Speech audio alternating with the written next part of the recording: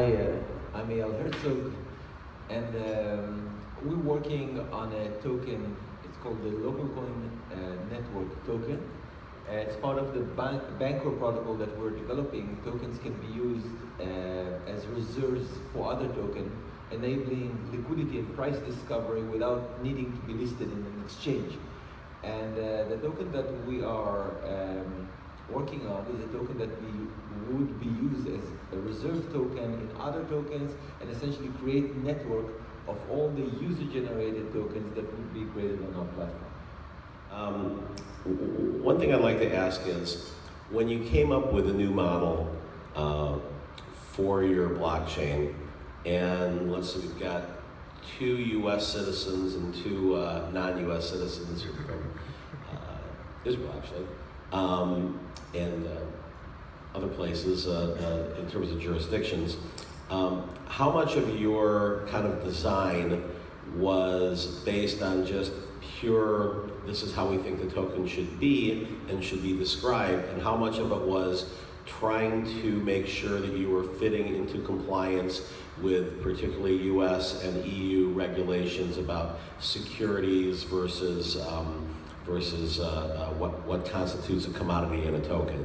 I think that when we start to look into this topic of the legal aspect, we quickly realize that some tokens can represent something in the real world, and they can, because of that, give you some dividends and stuff like that. And those like the gray areas. But I think in what we do and many other projects, which is essentially creating an ecosystem of multiple members where the token is being used by the members in order to kind of use the system, so it has intrinsic use in a specific ecosystem. So I think that from a legal perspective, most companies that do that are more on the safe side, and so it didn't affect our kind of decision of what kind of token we should do.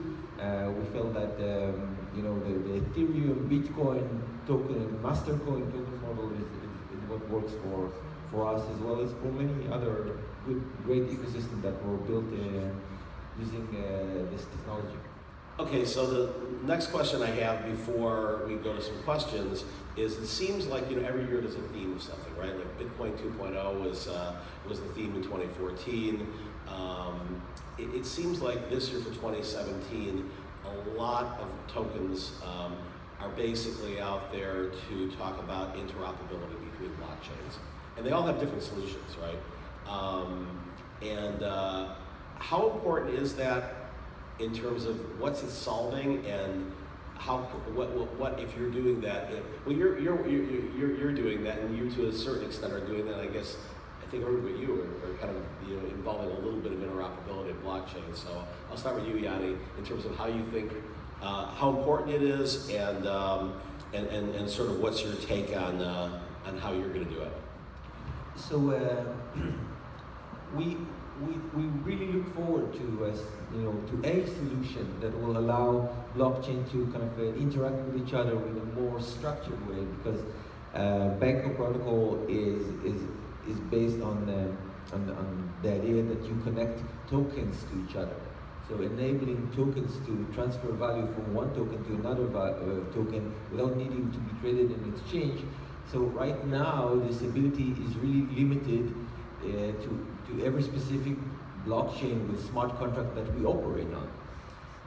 But as we move forward, and we look forward to see those solutions, which is not our domain, it's not what we are building, the cross-blockchain solution or the meta layers, but as those solutions evolve, we really look forward to be able to use that. We really need that for a product in order to create a global network of value transfer, which is based on the protocol that we're developing.